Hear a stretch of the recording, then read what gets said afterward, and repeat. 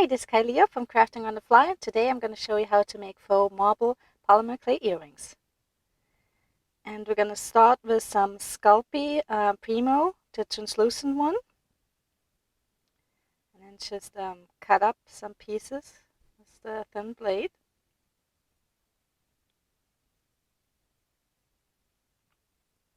You're going to want to prep this a little bit and just really roll it and everything so that all the pieces inside, get really ready. And then add some green and blue. I just want to make that green blue color there, and then just mix it all up. And all I used was some alcohol ink, and everything is actually keep mixing it all in and rolling it over and folding it over, and it also makes the polymer clay much easier to work with and conditions it so that it's really ready to go. And you can add some more of that ink if you feel like there's not enough color in there. But it's actually, after a while, you can see it actually going. You just need to fold it and roll until it's all mixed in.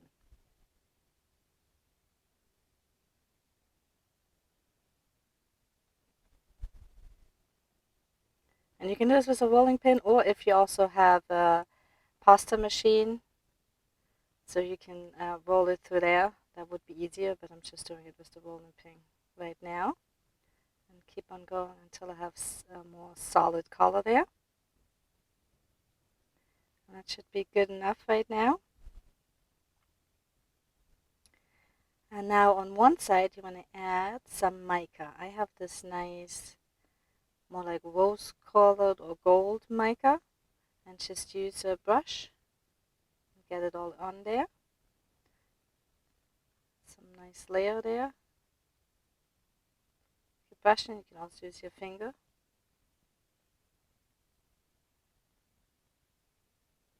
And you can use so many colors for that, but I'm just using this one to give it a little shine.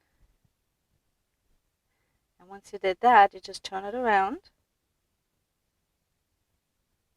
And on the other side, use some white paint. Just any acrylic paint from a craft store. White is a really good color for this one, but it's also really nice if you use some black color. And then just also get an even layer of the white on here. And once you have it all finished, it needs to dry. Make sure that it really is dry before you start rolling the whole thing up. Try to get it as tight as you can. I know sometimes that's difficult, but just roll it up. And then keep rolling and pushing it. Sometimes it's hard to just roll it smaller right away, so then just keep squishing it together like I do right now. And then just roll it out until it's even thinner and really packed together. And then just snake it on top of each other. And pushing this together until it's a nice round shape. It's another cylinder like that. And rolling that out again to make it nice and thin. Actually, yeah, and then you can squish it together to make it a little bit thicker, and then it's actually ready to cut. Use your blade and then just cut small sections. You can see how it's all swirly inside already. Looks like candy. So just keep cutting about a 1/4 inch thickness there, and then lay them out and push them together. So just pack them all together a little bit like that. You can make even bigger ones, put some on top, and then keep rolling them with your rolling pin. You can see sometimes pieces come up, and then just try to push them together again so that they stick to each other.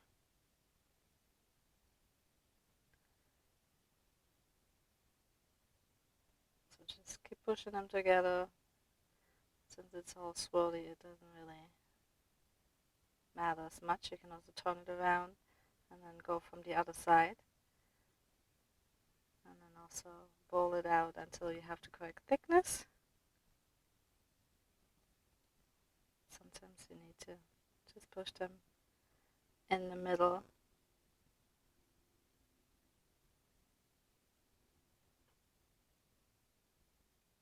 And roll it out, like I said, until you have the correct thickness. So there, and then all you need is the little cutter. I used a cookie cutter that's round. You can use any size, but it's nice with the round cutters.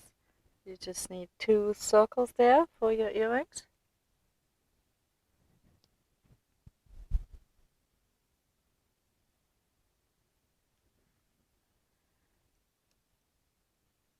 Take that off, and since I want to do the semicircles or like half moons, I'm gonna go under with a blade to release it from the surface, and then just cut it in half. And it's best actually working on like a marble tile. That's what I used, or you can use a ceramic tile that has a shiny surface so it doesn't really stick to it. And then you just cook it as the instructions say on your packaging for the polymer clay. And then you can add the holes. So I did 2 holes on each side there of the straight edge, and then 1 on the top.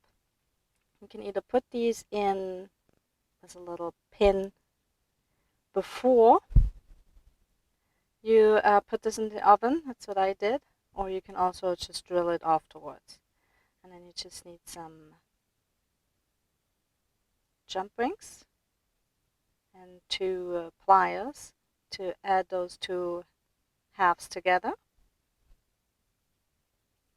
Just like that, and then they're movable. And then on top I got these beautiful earring findings, and you also use a jump ring for that. Go right in and add that to those. And like I said, all the supplies are mentioned below in the descriptions, so you can get exactly what I'm using. Close that up, and there are your earrings. And you do that for both of them, and they're ready to go with a nice shine and beautiful